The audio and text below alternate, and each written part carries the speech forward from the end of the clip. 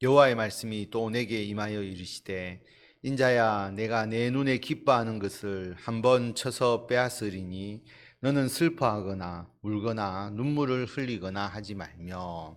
하나님께서 에스겔 선지자에게 너가 기뻐하는 것을 쳐서 빼앗을 것이다 라고 말씀합니다. 친다라고 하는 것은 전염병이나 어떤 재앙으로 인한 것을 의미하는 표현인데요.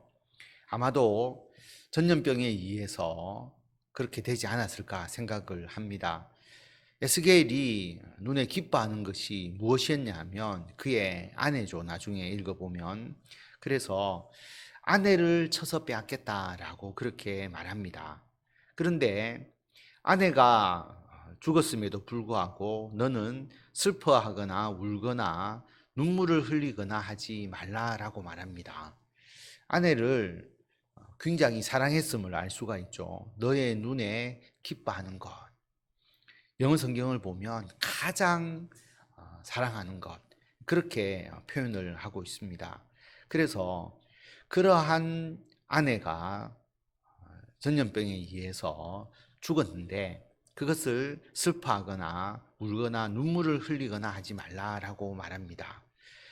이 아내의 죽음도 하나님께서 뜻하신 것이고, 그리고 그 죽음에 대해서 에스겔 선지자가 어떤 행동을 하느냐 하는 것도 하나님께서 말씀하시고 명령하시는 것이죠. 왜 그러냐면 유다 백성들이 에스겔 선지자가 자기가 가장 사랑하는 아내가 죽는 것처럼 유다가 큰 아픔과 고통을 겪을 것이다 라고 하는 것이고요. 그러나 그러한 아픔과 고통, 결국 나라의 멸망을 말하는 것이죠.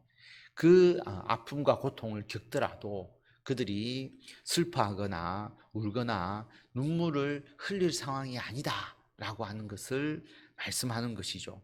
이것을 하나님께서 에스겔 선지자를 통해서 확실하게 유다 백성들에게, 그리고 바벨론으로 포로로 끌려온 유다 백성들에게 전하고 싶은 것이 하나님의 뜻입니다. 그래서 17절에 보면 죽은 자들을 위하여 슬퍼하지 말고 조용히 단식하며 수건으로 머리를 동이고 발에 신을 신고 입술을 가리지 말고 사람이 조상집에서 먹는 음식물을 먹지 말라 하신지라. 죽은 자를 위하여 슬퍼하지 마라. 조용히 단식해라. 조용히라고 하는 것은 침묵하라라고 하는 의미이거든요. 그래서 탄식이 있죠. 그러나 침묵하라. 원래는 머리수건을 벗고 맨발로, 그리고 자기 얼굴을 가리면서 애도하는 것이 일반적인 그 애도의 풍습인데, 유대인에게 하나님은 수건으로 머리를 동이라 라고 말하고요. 머리수건 벗지 말라고 이야기하고 신발도 벗지 말고 신발을 신으라 라고 말합니다. 얼굴을 가리지 말고 입술을 가리지 마라. 그리고 사람이 조상집에서 먹는 음식물을 먹지 말라.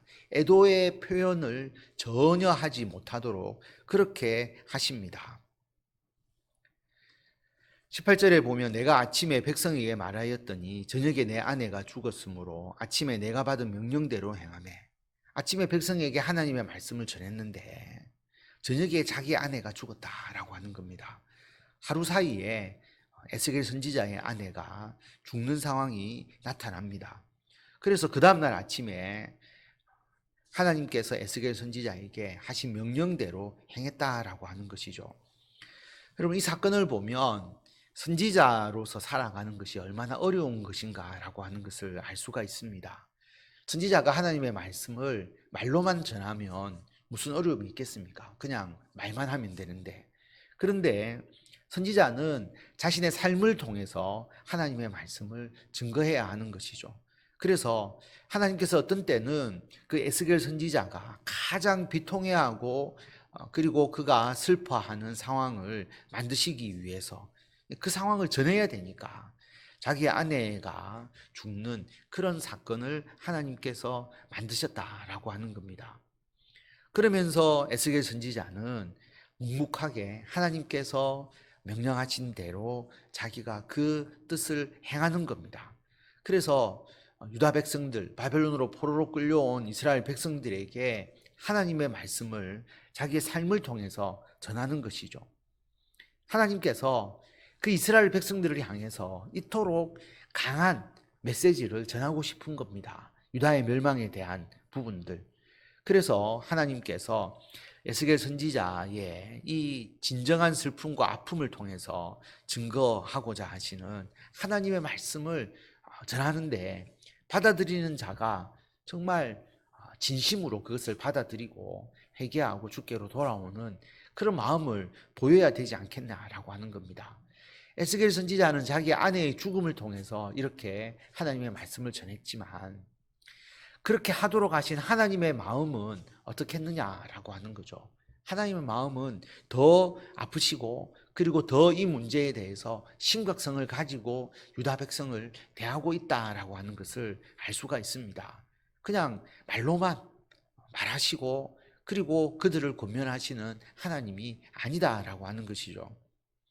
19절에 보면 백성이 내게 이르되 내가 행하는 이 일이 우리와 무슨 상관이 있는지 너는 우리에게 말하지 아니하겠느냐 하므로 내가 그들에게 대답하기를 여호와의 말씀이 내게 임하여 이르시되, 아내가 죽었는데 애통해하지 않는 에스겔 선지자의 모습을 보면서, 그리고 전혀 장래의 행위 그리고 의식을 행하지 않는 에스겔 선지자의 모습을 보면서 백성들이 이게 우리하고 어떤 관계가 있느냐, 당신이 행하는 이 일이 우리와 무슨 상관이 있는지 말하라 라고 하니까 하나님께서 하신 말씀을 그들에게 전합니다. 21절에 보면 너는 이스라엘 족속에게 이르기를 주 여호와의 말씀에 내 성소는 너희 세력의 영광이요 너희 눈의 기쁨이요 너희 마음의 아낌이 되거니와 내가 더럽힐 것이며 너희의 버려둔 자녀를 칼에 엎드려지게 할지라. 하나님의 성소, 성전이죠. 그 성전은 이스라엘 백성들에게는 영광이고 기쁨이고 아낌이 되는 굉장히 중요한 것이지 않습니까? 그런데 그들이 우상 숭배를 통해서 그 성전을 더럽혔다라고 하는 것입니다. 더러워진 그 성전을 나중에 보면 하나님께서 떠나시거든요. 하나님이 떠나심으로써, 하나님이 있음으로써 거룩한 성전이잖아요. 그런데 하나님께서 그곳을 떠나시면 더 더러워져 버리게 되는 것이죠. 내가 더럽힐 것이다. 그리고 너희의 버려둔 자녀를 믿음으로 신앙으로 양육하고 다음 세대에 하나님의 말씀을 일으키기 위해서 그들을 가르쳐야 되는데, 버려둔 그들의 자녀를 칼에 엎드려지게 할 것이다. 결국 바벨론의 침략으로 인한 유다의 멸망을 말하는 것이잖아요. 어제는 우리가 그것이 임박했다라고 하는 것을 하나님께서 말씀하셨다면, 하나님께서 에스겔 선지자 아내의 죽음을 통해서 이 문제를 심각하게 그들에게 증거하시는 것입니다. 그래서 22절에 보면 너희가 에스겔이 행한 바와 같이 행하여 입술을 가리지 아니하며 사람의 음식물을 먹지 아니하며 수건으로 머리를 동인 채 발에 신을 신은 채로 두고 슬퍼하지도 아니하며 울지도 아니하되 죄악 중에 패망하여 피차 바라보고 탄식하리라. 나라가 멸망당하고 자기의 자녀들과 그리고 가족들이 죽임을 당하고 많은 사람들이 바벨론으로 포로로 끌려가는 그 상황 가운데서 그들이 어떻게 할 것이냐? 슬퍼하지도 않고 울지도 않고 패망하여서 피차 바라보고 탄식할 것이다 라고 그렇게 말합니다. 여러분, 이런 마음이 느껴지십니까? 하나님께서 그토록 경고하셨는데 듣지 않고 있다가 결국 그 뜻대로 하나님의 말씀대로 이러한 심판이 임했을 때에 그들이 정말 애통해 할 수 없을 정도로 망연자실한, 그리고 자신들의 어리석음에 대해서 탄식하는 그런 상황이 이를 것이다 라고 하는 겁니다. 24절에 보면 이같이 에스겔이 너희에게 표징이 되리니 그가 행한 대로 너희가 다 행할지라. 이 일이 이루어지면 내가 주 여호와인 줄을 너희가 알리라 하라 하셨느니라. 에스겔이 자기가 그토록 사랑하는 아내가 죽고 슬퍼하지 않고 그가 행한 것처럼 에스겔이 행한 그 행동이 너희에게 표징이 될 것이다. 그래서 아내와 같이 가장 사랑하는 자기의 어떤 존재의 그 상징이라고 할까요? 그것이잖아요. 나라라고 하는 것은, 나라를 잃었다는 것은 자신의 존재가 사라지는 것과 같은 아픔이지 않습니까? 그래서 그 아픔을 경험하면서 너희들이 일부러 애도하거나 슬퍼하거나 그렇게 하지 말고 묵묵하게 침묵하면서 자신들의 죄와 자신들의 어리석음을 돌아보고 탄식하도록 그렇게 하나님께서 말씀합니다. 실제로 그런 일이 일어날 때에 주 여호와인 줄을 너희가 알 것이다. 하나님께서 말씀하셨고 자신들의 어리석음을 깨닫게 될 것이다 라고 하는 것입니다. 인자야, 내가 그 힘과 그 즐거워하는 영광과 그 눈이 기뻐하는 것과 그 마음이 간절하게 생각하는 자녀를 데려가는 날, 곧 그날에 도피한 자가 내게 나와서 내 귀에 그 일을 들려주지 아니하겠느냐. 힘과 영광과 기뻐하는 것, 앞에서 성전이라고 말씀을 드렸죠. 성전이 파괴되고 마음이 간절하게 생각하는 자녀가 바벨론으로 끌려가고 죽임을 당하는 일이 있는, 결국은 바벨론에 의해서 예루살렘이 함락되고 유다가 멸망당하는 그날에 예루살렘에서 도피한 자가 바벨론에 와서, 에스겔 선지자가 지금 바벨론에 있잖아요. 포로로 끌려와 있잖아요. 그러니까 예루살렘에서 도피한 자가 바벨론까지 와서 그 일을 들려주지 않겠느냐. 유다가 멸망당했습니다. 그리고 예루살렘이 함락되고 성전이 파괴되었습니다. 많은 사람들이 바벨론으로 끌려왔습니다. 그렇게 바벨론에 있는 에스겔에게 그 이야기를 전달하지 않겠느냐라고 말씀합니다. 그날에 내 입이 열려서 도피한 자에게 말하고 다시는 잠잠하지 아니하리라. 이같이 너는 그들에게 표징이 되고 그들은 내가 여호와인 줄 알리라. 그때 에스겔 선지자가 그 도피한 자에게 하나님의 말씀을 전하고, 그리고 그 에스겔 선지자가 겪었던 이 아픔과 그리고 슬픔을 표현하지 않고 그가 묵묵히 자신의 심령 속에서 그 아픔을 새긴 것처럼 그런 행동이 그들에게 표징이 되고 그들은 내가 여호와인 줄을 알 것이다 라고 하나님께서 말씀하십니다. 오늘 말씀을 통해서 우리가 생각해 볼 수 있는 것은, 첫째는 에스겔 선지자의 삶, 자신의 삶을 통해서 하나님의 말씀을 전하는 선지자의 삶을 우리가 생각해 볼 수 있습니다. 우리도 하나님의 선지자이죠. 그러므로 여러분, 우리가 말로만 전하는 것이 아니라 우리들의 삶을 통해서 하나님의 말씀을 세상 가운데 나타내어야 한다라고 하는 것입니다. 예수님께서 단지 사랑하라 그리고 섬겨라 라고 하는 것을 말로만 하셨다면 그 말씀에 무슨 권위가 있겠습니까? 예수님은 가장 우리를 사랑하시고 우리를 위하여 섬기는 것을 실제로 그의 삶을 통해서 표현해 주시고 나타내 주셨다라고 하는 것입니다. 그래서 에스겔 선지자가 자기의 아내의 죽음을 통해서 하나님의 메시지를 전하도록 한 것처럼 우리들의 삶을 통해서 우리들도 하나님의 말씀과 뜻을 전하는 그런 삶이 되도록 더 사랑하고 더 섬기고 그리고 더 하나님의 말씀을 우리가 몸소 지키는 우리들이 되어야 한다라고 하는 것입니다. 두 번째로 보면 고통에 동참하는 부분들을 우리가 생각해 볼 수 있습니다. 이스라엘 백성들이 바벨론에 의해서 나라가 멸망당할 때 큰 고통을 겪지 않습니까? 그런데 그 고통이 우리와 전혀 관계가 없다면, 너희들이 겪는 고통이다 라고 한다면 과연 우리가 그들에게 말씀을 전할 수 있을까요? 공감할 수 있는 우리가 되려고 한다면 그들의 아픔을 우리도 느낄 수 있어야 되는 것이죠.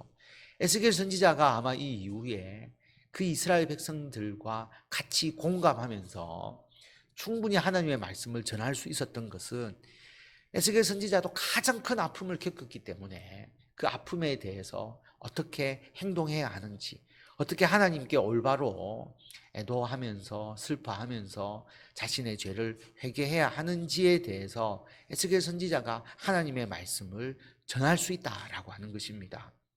공감과 그 고통에 함께하는 것이 필요하다는 것이고요. 그 다음에 그 이스라엘 백성들의 입장에서 본다면 하나님께서 그토록 예고하셨는데 미리 그렇게 말씀하셨는데 그 말씀을 따르지 않고 결국은 고통에 이르러서야 비로소 어느 정도 반응하는 그런 이스라엘의 어리석음, 그것을 우리가 따라가서는 되지 않겠다라고 하는 것이고요.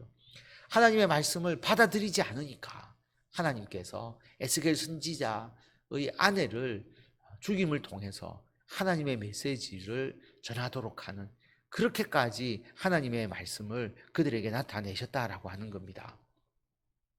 에스겔 선지자의 아내의 죽음보다 더 큰 죽음이 있지 않습니까? 예수 그리스도의 십자가의 죽음. 하나님은 자기의 아들의 죽음을 통해서까지 우리들에게 하나님의 말씀을 전하고 그 뜻을 알리려고 하셨다라고 하는 것입니다.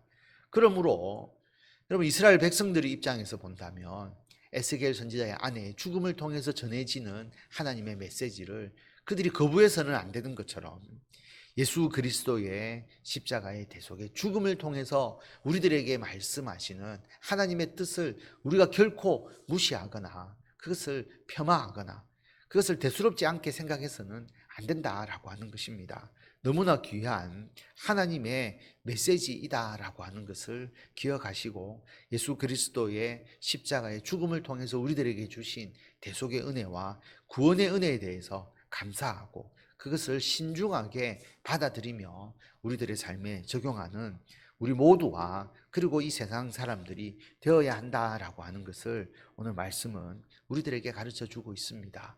이 뜻 우리가 기억하시고 하나님께서 우리들에게 주시는 이 메시지를 우리들의 삶 가운데서 온전히 이루어 가시는 성도 여러분들이 다 되시기를 바랍니다.